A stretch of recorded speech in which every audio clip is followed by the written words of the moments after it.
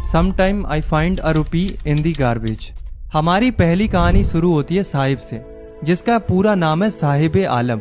हर सुबह ऑथर अनीस जंग उसे और उसके दोस्तों को कचड़ों के ढेर में कुछ ढूंढते हुए देखती है। ये लोग रिग पिकर्स हैं, यानी कि कचड़े बीनने वाले हैं। साहिब का परिवार 1971 में बांग्लादेश के ढाका से आकर यहाँ दिल्ली के सीमापुरी इलाके में आकर बस गया था, क्योंकि तूफान ने उनके खेत और घर तबाह कर दिए थे, सब कुछ छीन लिया था। सीमापुरी एक स्लम एरिया है जहाँ कच्चे घर हैं, टिन की छतें हैं और बेसिक सुविधाएं जैसे बाथरूम, नाली या पानी का तो कोई नामो निशान ही नहीं है। यहाँ करीब 10,000 से ज्यादा रिग पिकर्स रहते हैं, बिना किसी असली पहचान के।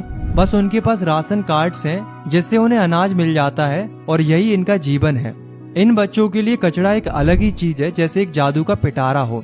उन्हें कभी उसमें 1 रुपया मिल जाता है तो कभी 10 का नोट। इसलिए उनका हर दिन एक नया एडवेंचर होता है कि क्या पता आज कचड़े के ढेर में उन्हें क्या नया मिल जाए। उनकी आंखों में एक चमक होती है, जैसे कचड़ा उनका खजाना हो।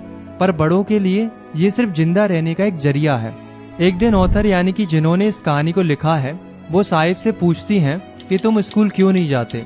तो साहिब मासूमियत से कहता है कि मेरे मोहल्ले में कोई स्कूल नहीं है, जब बनेगा तो मैं जरूर जाऊंगा।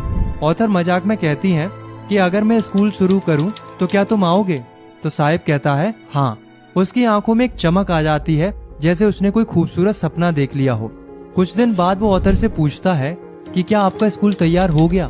ये सुनकर ऑथर को थोड़ा शर्मिंदा फील होता है कि उन्होंने एक ऐसा प्रॉमिस किया था जो वो पूरा नहीं कर सकती थी। ऐसे कितने ही वादे इन बच्चों से किए जाते हैं जो कभी पूरे नहीं होते और उनके सपने ऐसे ही टूट जाते हैं। ऑथर को पता चलता है कि साहिब का पूरा नाम है साहिब आलम। इसका मतलब पता है क्या होता है? लॉर्ड ऑफ द यूनिवर्स, यानी कि दुनिया का मालिक।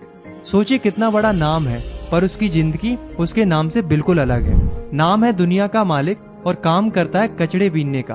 कितनी बड़ी आयरनी है ना दोस्तों। वो अपनी नंगी पांव वाली आर्मी के साथ घूमता है।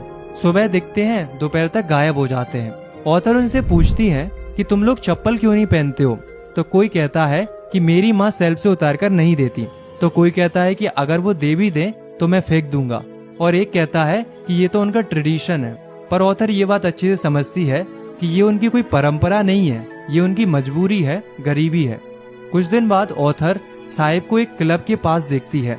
वहाँ स्कूल के अमीर बच्चे टेनिस खेल रहे होते हैं, अच्छे कपड़ों में, अच्छे जूतों के साथ। साहिब उन्हें देखकर खुश होता है, जैसे उसकी आंखों में एक छोटा सपना जाग गया हो टेनिस खेलने का।